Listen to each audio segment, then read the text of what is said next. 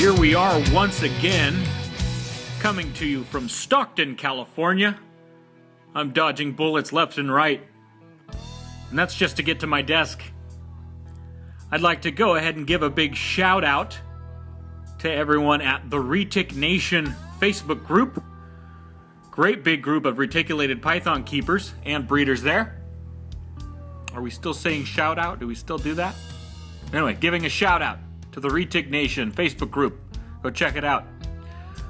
It was the perfect place to go in my search for private breeders to highlight on the show. It seems that the big breeders are getting all the attention, so I want to shine some light on the smaller breeders who do this on the side in addition to working other jobs, like the rest of us. Today I share with you my talk with Jeff Kelley of Segundo Pythons. He produces some beautiful animals. I purchased from him, and I see him at the shows when he's up here in Northern California. As we find out, he goes to the shows here in California and Arizona. Jeff Kelley's talk with me was pretty good. I was excited to talk about reticulated pythons. It was great to talk with Jeff and ask him questions. He was cool, calm, collected. And I was silly, giggling all the time, like a Japanese schoolgirl. I get excited talking about retics. You're listening to the Edgar Ortega radio show. While you're listening, go ahead and hit the subscribe button on YouTube and subscribe to my channel so you catch all of my interviews. Please do me a favor and share this video and help others discover the show. Follow my radio show page on Facebook and Instagram. If you missed my talk with Bob Clark, you can catch that interview on Edgar Ortega channel on YouTube. That's Edgar Ortega, one word. Just follow this video to my channel and click on videos for all my interviews. Bob talks about breeding snakes, tortoises, falconry. He's been doing falconry for many years. Also did a show about how to become a falconer. So look for that. Also, check out my other videos. Recently, I did a talk with Tom Crutchfield, and we talked about keeping venomous snakes and his work with those animals. You can find that there as well. As always, if you love animals, please support your local shelters.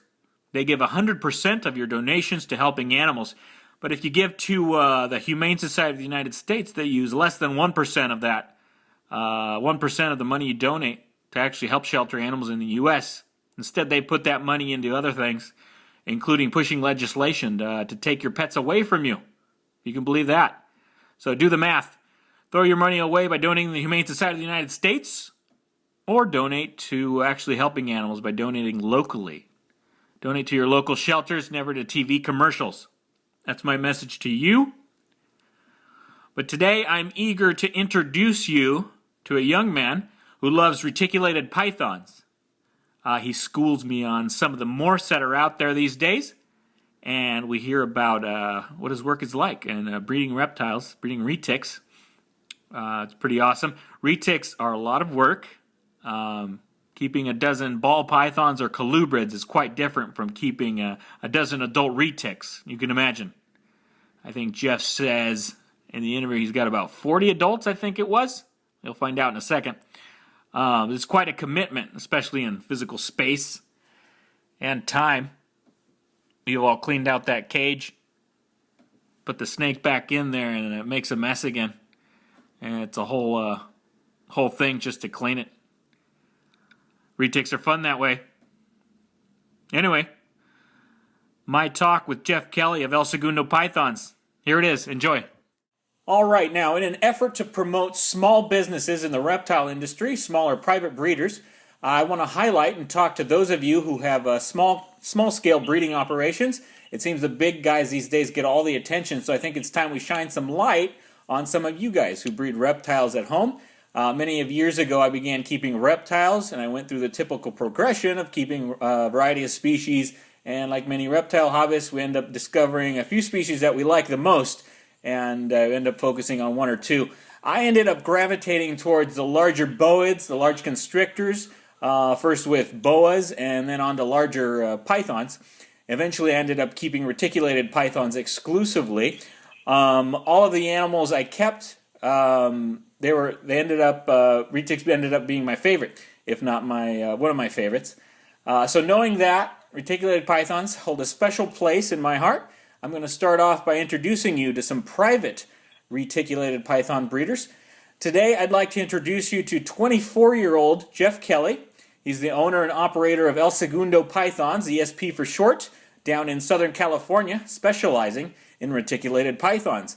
You can visit his website at elsegundopythons.com. Jeff Kelley, thank you so much for being here with me. Welcome. I've been looking forward to talk retics with you. Thank you for having me. Now, I remember you were working with Burmese pythons and anacondas. Are you still working with those, or is it strictly retics now? I still have some berms, but it's gravitated more towards the retics recently with all the legislation, and the retics have been a lot easier to sell, I guess. Yeah, and you're a USARC member? I am. So you're allowed to ship over state lines with the retics, right? Yep. Now, what's going, for those who don't know, what is that all about? The legislation on them? Yeah. So go ahead. The Lacey Act is, they've already got the Burmese yellow anacondas and African rock pythons on there, and they tried adding reticulated pythons and green anacondas recently. I guess it was about a year and a half, 2 years ago now. And we got them to give us a preliminary injunction on the green anacondas and the retics. And there still hasn't been any word since then on what's going to happen with all that. Right, but for now, those who were members of USARC at the time are able to ship reticulated pythons across state lines for now. Correct. I believe that's how it goes. All right. Well, how's production going? Are you cooking up pythons this season? Do you have any animals available now, or what's going on? What are you doing? I'm actually pretty much sold out for 2016 babies. I've got quite a bit in the works as far as breeding goes. How many did you produce last year? Probably about 300. Okay. Yeah, I think I'm down put to out a lot about of babies. 8 or 9. All right, and what are you working on for this year? I'm going to do a lot of cow stuff, phantoms, golden childs, albino motley stuff. Now, I'm laughing because when I started keeping retics, it was back when there were albinos, tigers, super tigers, and those are pretty much what was readily available, and the rest we just kind of drooled over the pictures on Bob Clark's side or somewhere, and that was about it. That's all there was. I think a purple albino back when I was keeping them from Bob Clark was running like 7,000 at the time, and eventually the Sunfires came around, and then people started throwing those into all the morphs. But now it seems we've got almost as many different morphs as we do ball pythons. And some of these morphs have kind of silly names like a lot of the ball pythons do these days. But so talk to me, update me, since I'm back in the Tigers and Sunfire days, on some of the morphs that we have in retics today. So I mean, some of the newer ones they've been around for some years, but they're becoming more readily available is like the cows, which is a phantom orange ghost stripe. You have the phantoms, which is co-dominant. You have orange ghost stripe, which is recessive, and then the golden childs, motleys, and like 5 or 6 at least strains of albinism. Yeah, and it's really interesting all the different morphs that have been coming around. And then I really like the platinum retics, like real clean looking, lots of yellow and kind of reduced black on them. I think back in the day, Bob Clark called, or maybe he still does. He still calls them the fire, doesn't he? Yes, he does. Okay, so the fire and the platinums are the same thing. Exact thing. Sometimes people get confused with it. It's reminiscent of the fireball and the super fire that create the white snakes, isn't it? Mm-hmm. What are those going for? The what are they called? The super. I guess it'd be a super version of the platinums. What are those called now? Well, it's weird with the platinums. There's ultras, ivories, and leucistics. And all the platinums look identical. You can't hardly tell them apart. But like an ultra ivory and an ivory are both around $600. And leucistics, they tend to not make it, although some have. Oh, really? But they're They have high mortality? Yeah. What's that? High mortality on those? Yeah. But there is one guy that has them available, and I think they're at 10 grand. Oh, really? Yep. Oh, those are the leucistic ones. Yep. No, that's really interesting. Jeff, there's lots of hobbyists out there who aspire to breed their animals someday. And I think it's always good to hear about other people and how they got their start because, we're starting out, whoever it is, and then they hear stories of other people starting out and how they got going. It inspires them. So, Jeff, you're the inspiration for now. So tell me about how you got started in all this, both in reptiles and eventually into retics.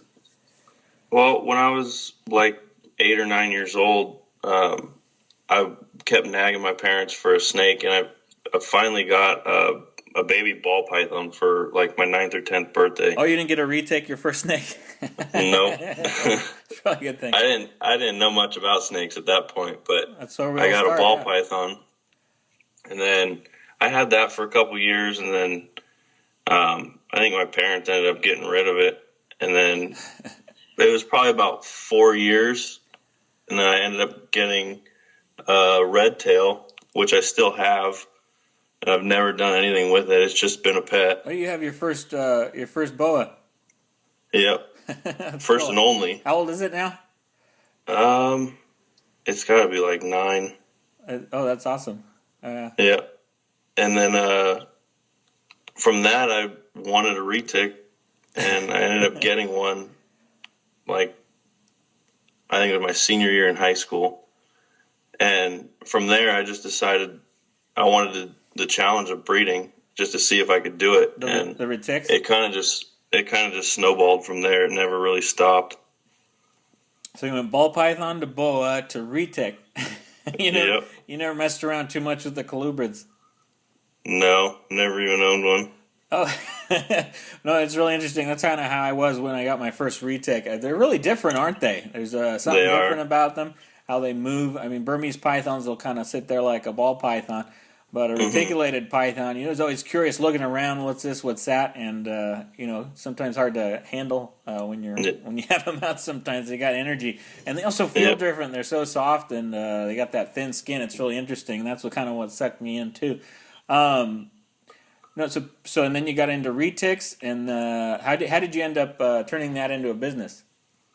Well, I ended up it was kind of addicting being able to produce one clutch, and then I wanted more variety, so I got into other things, and it went from a couple snakes in my bedroom to a 1,500 square foot warehouse. Oh yeah. So you now you have another job, and then you do this part-time. Yep, I have a full-time job. This is just after hours. Right. So people talk about caging a lot. Back when I was keeping a bunch of them, I had some larger plastic cages for my animals. I like the animal plastics cages.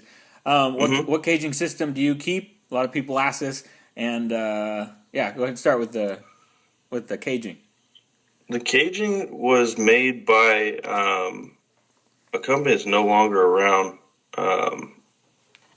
Critter Condos is who it was. They made them probably 5 years ago now, but since then they went out of business. And for all my grow up stuff, I just build my own racks. I just use the existing tubs that are common in the industry, and then just build my own rack around it. That's cool. And how many cages do you use right now? I've got 40 adult cages and probably about 60 grow up tubs. So you got the babies in the rack type setup? Yeah, I've got a rack for 180 babies, and then like 30 CB70s and 30 Christmas tree tubs. yeah, those big sub-adult tubs. What about heat? What are you using on those big cages? I use heating pads for everything. All my adult cages have the individual heating pads up on the roof of the cage, which it works like a radiant heat panel. It heats the cage below it and belly heat for the next cage up. Okay, And so, then, so you don't have a radiant heat panel. You have the heat pads on top, so the uh heat comes down. That's interesting. yeah, that way it stays out of all the mess of a snake. Yeah, yeah, yeah. And what about we talked about the caging and the heat. I mean, how do you have it set up? What kind of pads do you have there? Are they just straight like big pieces of heat tape kind of thing, or? Yeah, it's just the flex wad is what I use, is Oh, okay, just okay. the standard sizes. Okay. Now, talk to me a little bit about the process you go through when you breed these guys, when you produce their animals. I mean, once your pair is at maturity, what your females, what do you have them ready, about 3 or 4 years? Yep. And then tell me what your process is from there. Well, since I moved into the warehouse, everything's gone kind of seasonally. So, um, when like right now is when everything's basically breeding and laying eggs for me. But the months coming up to this time of year, it's just a lot of feeding, a lot of cleaning, and just making sure all the temperatures are right in every cage. And then introducing males as soon as females go off food and look receptive. Yeah. Do you put your retics through any type of photo period or cooling process, or what do you do with that? Well, since I'm in a warehouse, it does that all naturally for me. Um, there's so much ventilation in the building that I have to actually cover up the vents on my cages because it'll get too cold. But it does a natural cooling cycle this time of year for them. I don't have to do it manually. That's cool. And then it's just basically a matter of introducing them. Pretty much, pretty simple. You do one male in there per female, Yeah. and do you cycle the males, or do you have your project set and that's what you're gonna do? A lot of times I'll cycle a couple males in just to make sure that at least one of them gets the job done. I'll pick like two males that make sense for breeding, and then I'll introduce those two males separately. Oh, okay. And how many animals do you have now? Um, You have just your. You said you sold the babies. yeah, I've got about 40 adults, and there's about 50 grow-ups, so That's a lot of retics. it is. Now, when you have your babies last year, I mean, that's plus all the babies, right? You said you had a few hundred Yeah. in maintaining those. So once you got them sold off, so you did pretty good. Are you planning to produce more this year? About the same, less? What are your plans for this year? You mentioned a bit earlier. Um, I'll probably produce about the same. It might be a little bit more, but I tend to stay right around 300 babies a year because 300 that's babies a year. Yeah. it's manageable for me, and I can sell that many. Where do you get most of your sales from? Are they in the state, or do you end up shipping them out? Um, it's probably about 50-50 where it'd be at shows or having to ship them.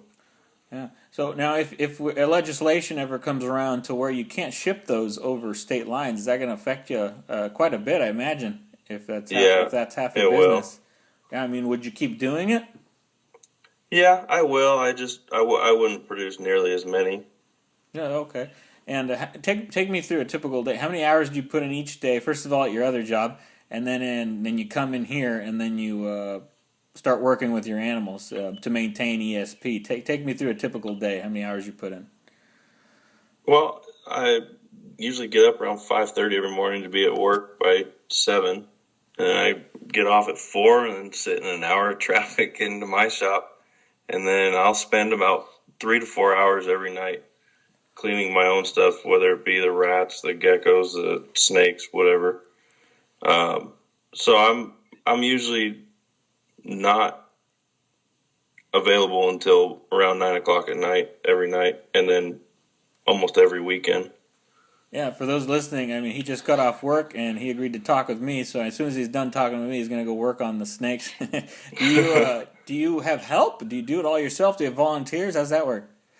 That's a lot of adults. 40 retics. The majority of it I do myself. I'm lucky enough to have my girlfriend help me sometimes on stuff she can manage. Right, right. Now, this hobby is a constant learning process. where did you learn everything up until now? Is it your own research? Do you have a mentor? How'd you get here? A lot of it's trial and error, but I had a lot of help from Tim O'Reilly. He's kind of the one that really taught me everything that I know. Yeah, he was breeding Ricks over for Jay at Prehistoric Pets. Is that him? Yep. Okay, so you had quite a mentor there. He taught you, he gave you all the information, and you applied that, and now you're doing it yourself. That's really fun. Yep. Do you have a favorite morph of retic? It's hard to pick. I mean, everything varies so much, but right now it'd probably be the albino phantom stuff. Albino phantoms. You know, we got all these morphs, and my dream snake back in the day used to be, purple albino retic, and that was, that was as complicated as that got for me. And then the more I see all these morphs out here, I just really like a pretty normal, and I really got into the locality type retics and stuff. Do you do any of the dwarf stuff? I don't. You like the big guys? Yeah.